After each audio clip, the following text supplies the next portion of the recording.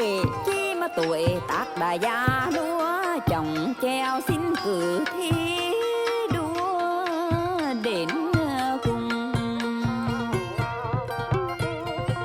Ngẩng đầu mái tóc mà mẹ rung,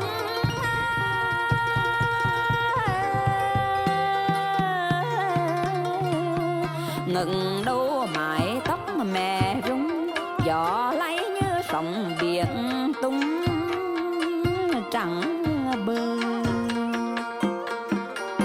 Chứ gan chi gan rửa mẹ nương, mẹ răng mà cứu nước thì mình chờ.